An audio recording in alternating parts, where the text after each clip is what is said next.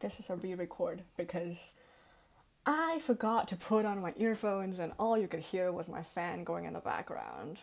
So I need to do the entire thing again. Anyway, I decided that I was gonna talk about. Oh shit. I mean, a re-record is slightly better since I can be more concise and stop repeating myself all the time. Anyway, I was gonna talk about relationships, but not like my relationship in like specifically. To be fair, I will still reference my own relationship because it's what kind of started this whole thing. Not started the whole thing. It's like something I can draw reference from, right? Anyway, I was gonna talk about the rise of like princess treatment, especially as a trend on social media. Because I don't know about you guys and your algorithms on Instagram and TikTok and whatnot, but like mine always shows me a lot of like, oh my god, he never lets me pay for anything. Or like, I don't know. Yeah, stuff like that. Princess treatment where you don't have to do anything. Where like stay at home girlfriends, or like he pays for your bags, your food, your everything, and he like showers you in money or something like that. And every time I see those reels, I just get a sour taste in my mouth because there are a lot of implications in that transaction. Also, FYI, I'm talking about a hetero relationship. I'm talking about a relationship strictly between a man and a woman, and when the man pays for everything for the girl, for the woman. That's very strict because the context matters a lot, and we're considering feminism right now. Anyway, I don't like that because when the guy pays for everything, when he pays for your food, pays for your bags, pays for your makeup and clothes and yoga classes, there's like there's a transaction going. So he gives. What does he get back? In Glass Museum's words, your emotional labor, your sexual labor, and your company. In other words, you're an escort. You're a glorified rent a girlfriend. You're a glorified prostitute or a hostess. And like, not to demean those jobs or not to demean the people who are working those jobs. That's a separate video that I will make. I don't support sex work. I don't support prostitution. I support sex workers. I don't support sex work.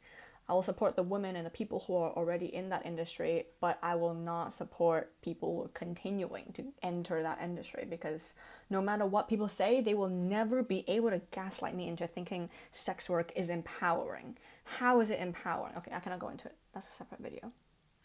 Where was I? Yeah, basically when the guy is paying for everything, you're turning yourself into a prostitute slash escort slash hostess. You're commodifying yourself, you're objectifying yourself. Isn't that what literally we're trying to stop men from doing? But you're doing it to yourself, willingly, voluntarily in your own relationship. Isn't that kind of weird? I guess this is the. It reminds me? No, it is the idea of benevolent sexism, right? Princess treatment. In a relationship, het relationship, supposedly you two are equal partners who are supposed to work together equally. Evidently, that's not happening when the guy pays for everything, right?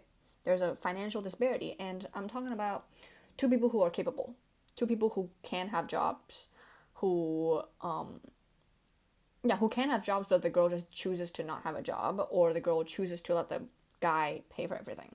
Okay. It's a different story when, let's say, one of them is disabled. Let's say one of them is incapable. Let's say one of them is a stay-at-home mom. Which, to be fair, is still very dangerous.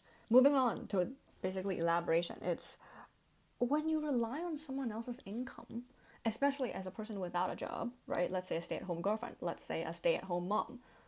What if that guy, let's say, suddenly gets laid off? Or worse, suddenly wants to break up with you or divorce you, or they don't like you anymore, or they can actually hold that above you, you know? As people like to say, the man or the hand that feeds you can starve you. What are you gonna do if one day your boyfriend hits you? What the hell can you do? Because they feed you, he feeds you, he buys you everything. You can't really up and go. Well, you can, but it's harder. I think giving your boyfriend that leverage over you is not a good idea at all, and also makes you low-key a gold digger. I don't see why people do that so much, or why people praise it so much. Sure, if it's like a once in a while thing, like a favor thing, then it would make sense. Like if it's the same frequency as, or like around the same frequency as friends covering each other's bills. Like let's say you guys go out for dinner, then one of them pays for the other once in a while, then that's fine, that's a favor. Not when it's a routine, consistent thing that racks up a lot of money. It doesn't matter if like the guy's hella rich, right? That there's still an implication in his actions that you cannot simply ignore. And this reminds me of Baudoir. Baudoir. I feel so pretentious and I can't speak French, but Baudoir's theory. She's a feminist writer, where not theory, belief. She says that you shouldn't let women choose whether they get their freedom or not, because a lot of the women will choose not to have their freedom because it's easier. It's easier to let a man to decide what you do, when you do it, where you do it, and how you do it, right? You don't have to make these adult decisions because your boyfriend / your husband is doing it. Sure, it's easier on the head, it's less taxing, it's less tiring, but like, guys, let's consider the larger social political context and implications of our actions. The fact that you are infantilizing yourself, basically, because you don't want it to be an adult. Just be an adult. And like, that's why I'm never gonna let my boyfriend pay for everything for me. I mean, as I've mentioned in my previous video, I've had my fair share of relationships, and two things stick out to me. One time, I was really young, so we were basically kids, so give it a bit grace. Basically, I forgot what was the occasion. I don't know, were we eating or ice skating, something like that. It wasn't too pricey, but basically, my boyfriend then wanted to pay for me, and I said no. I just didn't let him pay for me. And then he basically said to me, why? This is a man's dignity on the line. That's translated, because he said that to me in Chinese. So it's not exactly one for one. But like, what do you mean it's your dignity to pay for a girl? I didn't press any further. I still didn't let him pay for me. Don't get me wrong. I didn't press any further, but like retrospectively, the implications are that he wants to have power over a girl, or his dignity comes from having financial power over a girl. That's disgusting in my opinion. And then the second thing that sticks out to me is another boyfriend. Like, not the same guy, okay? He basically said to me, when we were still dating, he really appreciated the fact that I never took advantage of him financially. Back then we split the bills, like literally half. Bills as in like food bills. We were still teenagers. But I never made him pay for anything. I never make him buy me stuff. Genuinely, all the food, if I ate it, I'll pay for it. If we share it, we'll share it. He said that to me. And I remember after the relationship ended, I was talking to my friends, and two girls said to me, what? That's so weird. Or like, they were judging the fact that he never paid for stuff. Which, like, why? I'm a capable person. I have my own income. He has his own income. Why does he have to pay for everything?